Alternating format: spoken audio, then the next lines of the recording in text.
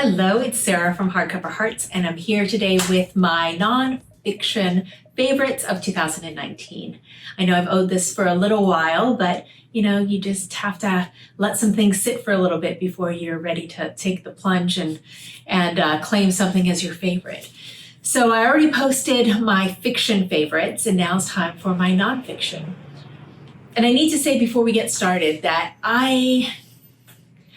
I didn't think of myself before this last year as a nonfiction reader. I did a whole nonfiction November tag.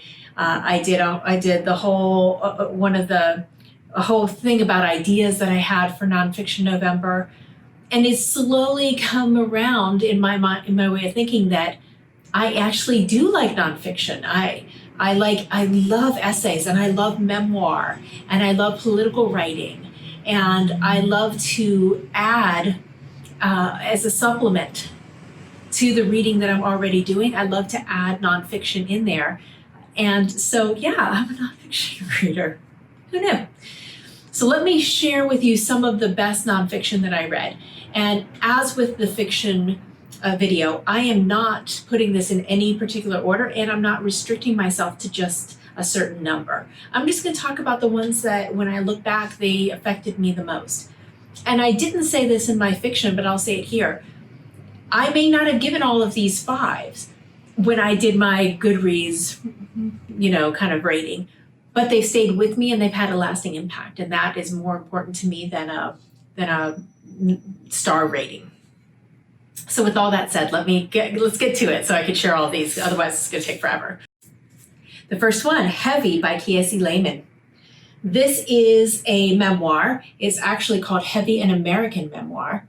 And this is just a really provocative, very thoughtful, interesting, introspective memoir about Kiese Laymon's life with his mother and his grandmother, the two most important people in his world, and living with a mother that had very, very strong ideas of what he needed to be in the world and how he needed to be, and his fight to find himself, and his love for her, but his fear of her, and all of the ways that impacted his world and his life, and the self-destructive impulses that came from that.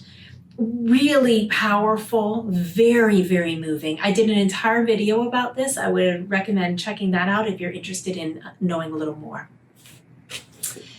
Then the next one, ironically, is a gentleman who's going to be coming to the Bay Area Book Festival this year, and that is Syed Jones. And his memoir is How We Fight for Our Lives. Now, similar to Kiese Laymon, he is a African-American man, but he is a gay African-American man. And he talks in his memoir about his coming to terms with his sexuality and experiencing his sexuality, and how he ended up finding his value through the experiences that he had, and in a similar way, how deep his love for his mother as a thread through the entire book. Both are beautiful. Syed Jones has a poet's voice, and so his writing is really, really beautiful, and it's winning awards, and rightly so. It's fantastic. Staying on the memoir thread, one of my idols, who I saw also last year at the Bay Area Book Festival, is Viv Albertine, and this is To Throw Away Unopened. Now, Viv Albertine is the guitarist for a band from the 1970s in London called the Slits, and they were an all-girl punk band, and they were really interesting, really pushing the boundaries of what was happening at the time, and especially of what women were doing at the time. And she's just really an interesting character, interesting person, and so sweet, so nice. I was interested in this because I read her previous book that I absolutely adored, and I heard her speak about this, and I was already prepared that I had a bias toward liking it, is what I'm trying to say. I was blown away with how good this was. This is the story of her mother. A similar thread with the other two. She had a very deep relationship with her mother. She was raised by her mother primarily, after her mother left her father.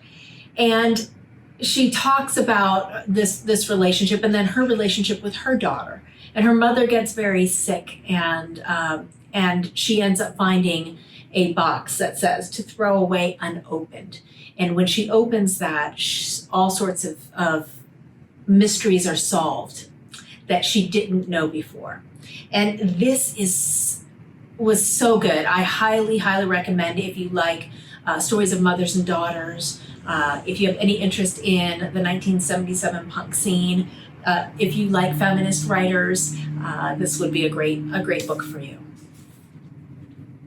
The next one I want to talk about is another memoir, but of a very different sort. This was, I think it was the very last book that I read this year, and I knocked it out of the park with the last read. In the Dream House. This is by Carmen Maria Machado. This is a memoir as well, but this is a memoir of a relationship that went horribly, horribly wrong, that was psychologically and emotionally abusive. And Carmen Maria Machado is able to discuss this and to show vignettes of this failed relationship as if you're looking in a dollhouse in these little scenes, and the dollhouse is their dream house that they had conceived together. This was Carmen Maria Machado. If you've never read her work, the only other thing I've ever read from her is Her Body and Other Parties, which is a short story collection, and it blew me away. Her mind and the way she writes and her imagination is remarkable. I don't really like horror, but she kind of has this edge to her, very feminist, very edgy, queer, dark, gothic. This was a work of incredible imagination in structure, but she has a way of abstracting you from the abuse so that you see it refracted in multiple different ways, and it helps to draw a much bigger picture of all the different aggressions and challenges that she faced in this relationship. This was remarkable. I'm very excited. I'm going to get to see her later this week, and I cannot wait. Okay, next up is a book that I listened to in audio, and it was Madame Fourchaud's Secret War, the daring young women who led France's largest spy network against Hitler. And this is by Lynn Olsen. This book was so very good and so eye-opening as to Madame Fourchaud and all that she did, everything that she was engaged in, all the risks that she took, and as well as the spy network that she led. If you are interested in history, war history, this would be a great book. If you are interested in leadership and women in leadership, this would be a great book. I thought the audiobook was very, very good. It was very compelling. The narration was fantastic. I still think about this and am amazed at the emotional response that I had in listening to it. A little lighter fare now, how about? This is At the Pond, Swimming at the Hampstead's Ladies' Pond.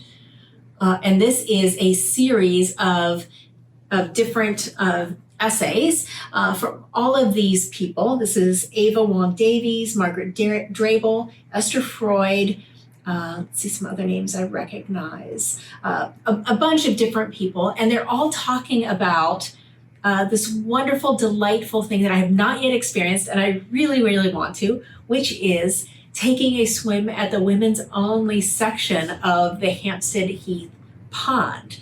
Now, I have been obsessed with this ever since I heard that it exists.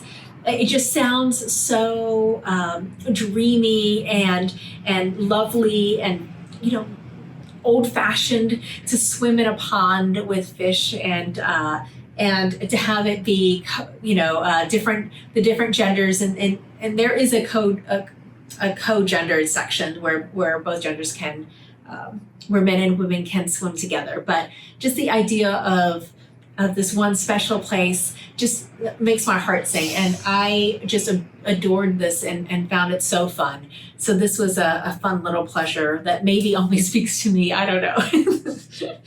Next up, this was never expected to enjoy this as much as I did. This is Dreyers English, an utterly correct guide to clarity and style by Benjamin Dreyer.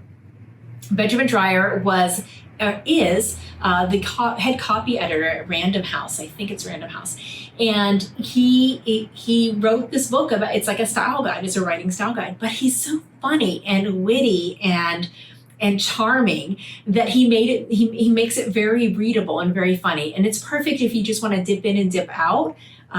But I still laugh at some of the things that he talked about, and it's one of those that I want to own myself because I'd like to have a copy of it. I just haven't gotten around to it yet.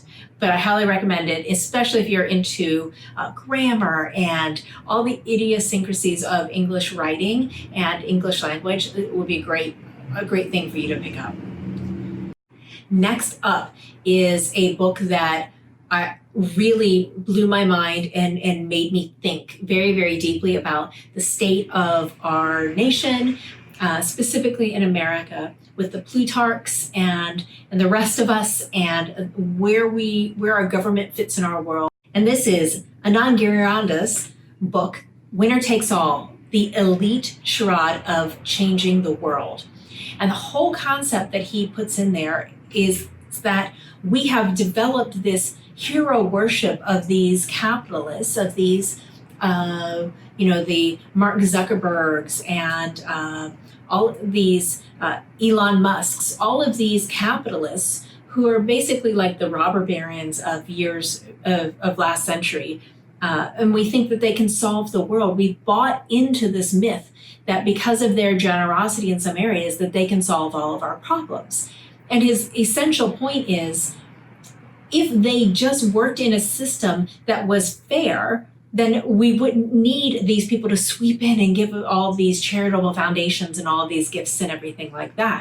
And so there's an analogy he uses about the arsonist helping to put out the fire, which is very interesting. And he also talks very strongly about how government has, when government is working as it should for the people, there has never been any kind of movement like that has really transformed people's lives, from the great road systems throughout the country, from the safety of being able to go out to eat at a restaurant and know that there have been health codes established so that you don't die from tainted food. He talks about all these different examples, and I just found it very, very compelling. And it made me think different about what our government needs to be doing in the future. So that is Winner Take All. Another book that I cannot stop raving about, and I think is especially important for white people to read, and this is White Fragility: Why It's So Hard for White People to Talk About Racism. And this is by Robin DiAngelo. I found this book to be fantastic. I've known of Robin DiAngelo's work in the past and have been following her closely. And I finally said, okay, let me sit down and read this work. And it was profound. She talks very much about racism being something that white people own, and we need to learn how to fix it. And it is our responsibility, and all these different ways that we can do that. And all the different ways that we fail at it currently. And I found this to be very actionable, very thoughtful, but at the same time, no nonsense. There is no nonsense here. And I admire that. And Robin DiAngelo comes with her bona fides, as she has done the research, and she has been doing this work for a very long time. So I have a lot of admiration for her. Okay, switching gears. One of my first videos I ever made was because I was so shocked by everything I read. I really wanted to talk to someone about this with, and my husband just didn't care. So, hence BookTube. And the book is called The Sixth: The Lives of the Midford Sisters by Laura Thompson. And I still, my mind is blown by this one family that produced so many unique, interesting, bizarre, characters. There's like, it's like a collection, one of each. You have your fascist, you have your Nazi, you have your communist, you have your debutante writer, you have your farmer, and you have your duchess in one family. And it just the way that they were raised and the people that they grew up around and the things that they ended up doing, the whole thing is so nutty. It has started a passion for the Midford sisters that still has not been quenched. So I will continue to read about them as until I've read them all. So that was a fantastic read. Then I read later this year, I think it was in December maybe, Parisian Lives, Samuel Beckett, Simone de Beauvoir, and Me. And this is by Deirdre Baer. I did this in audio and found it fantastic. This is really multiple stories in one. It's a story of a woman who is switching careers out of journalism. She goes back to school and needs to come up with her PhD work and her thesis. And so she decides that she comes upon this idea that she wants to write Beckett's biography. So she, on a whim, writes to Beckett and says that she wants to write it. And they form this very unlikely partnership, but she finds out later, much to her heartbreak, that he only agreed because he never thought she would do it. He never took her seriously. And so you go into the story knowing that, and watching how she in earnest is working towards something that is kind of seen as maybe a little bit of a joke, but then how she overcomes that and ends up writing something that ends up being standing the test of time, but because of who she is and because of the situation is suspect. People think that maybe she had an affair, and that's how she got the get of writing his memoir, or writing his biography, I should say. And then she talks about later how she was approached by Simone de Beauvoir to write Simone de Beauvoir's biography, and the different experience between the two. And they both hate each other, and they live in the same town, actually, just a little ways apart. And so it was there's just a lot here. There's a lot here about two amazing, interesting writers. Each would be an interesting book on its own. But then you add her story as well of dealing with all of the slights and all of the ways that she was dismissed as being a woman, that she wasn't going to be able to really produce the goods. I thought it was so fascinating. Then I gave this one to my mother, so I don't have my copy, but I read this in December, and it was The Salt Path by Rainer Wynn. And I was completely mesmerized by this book. In the same spirit of, let's say, Wild by Cheryl Strayed, this is a story of a couple, an older couple in their 50s, who have lost everything because of a horrible judgment against them by the courts. And they are, in effect, homeless. And they made the decision that they are going to go backpacking on this trail because they have nothing else to do and they don't want to be a burden to their family. And all of the ways that changes them and pushes them and gives them new life and new things to approach and move forward with, and all the ways that it hurts them and takes things away from them and scares them. It was one of those books that you just read and think, this can't be true. How is this happening? But at the same time, it feels authentic, and I just thought it was remarkable and was so glad I read it. And then this book I read in December as well. I had a great reading month in December. This was something I'd been meaning to read for a very long time and finally did. The Years by Annie Ernaux. And this was translated by Alison L. Strayer. I found this to be absolutely remarkable. In reading this, you follow, first it's a collection of all of these photographs. Then you realize that these photographs are of one woman. and we start kind of learning about life in the 40s after the war, all the way up to modern day, and told through Annie Ernaux's life. And she's able to cram so much socio-political, cultural moments of what's happening in France, from this village into like these suburbs, and what this life was like and how society changed over these years, but then also herself and how she changed and how she grew and the changes that happened in her life.